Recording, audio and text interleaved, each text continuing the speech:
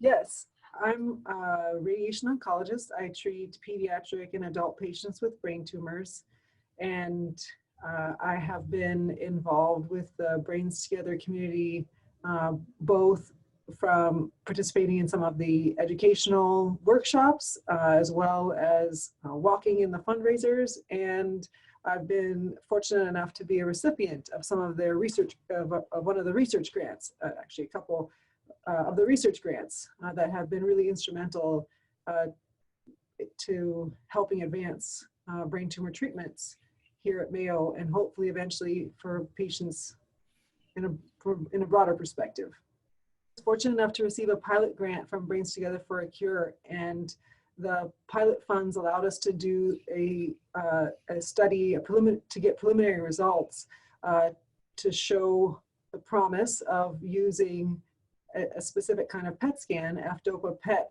to help guide both surgical removal, our surgeons to help remove the tumors better, as well as guide radiation.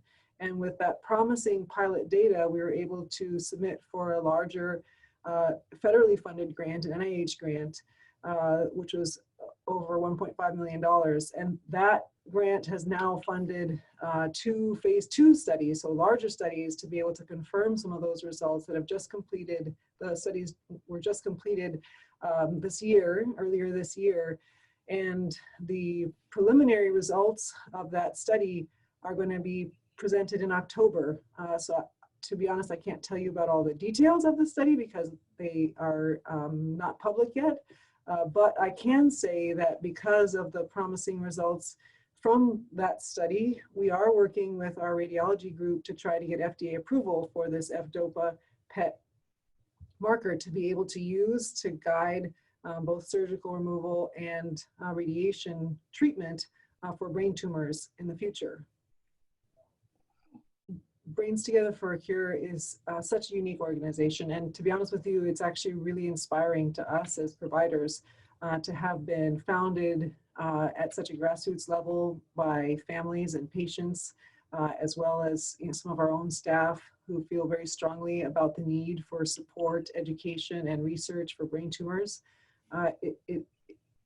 Having such a significant local and regional impact for the vast majority of the patients that come to our area to be treated is very unique. There are other brain tumor organizations, which I'm supportive of as well, but Brains Together for a Cure is extra special because of how committed they are to supporting the people in our area, the patients, the providers, the caregivers in our area. So it really, the impact is so huge and direct on our patients. A brain tumor diagnosis can be so devastating because, and this is what I often tell my patients, certainly with glioblastomas and some of our more aggressive and malignant adult brain tumors, as well as similar types of tumors in kids, our treatments aren't where they need to be. We must do better. We need to do better. Being able to fund with these pilot studies, hopefully the next generation of treatments to provide hope for our patients has been so critical and so appreciated by our patients, our family, and certainly our researchers and our providers.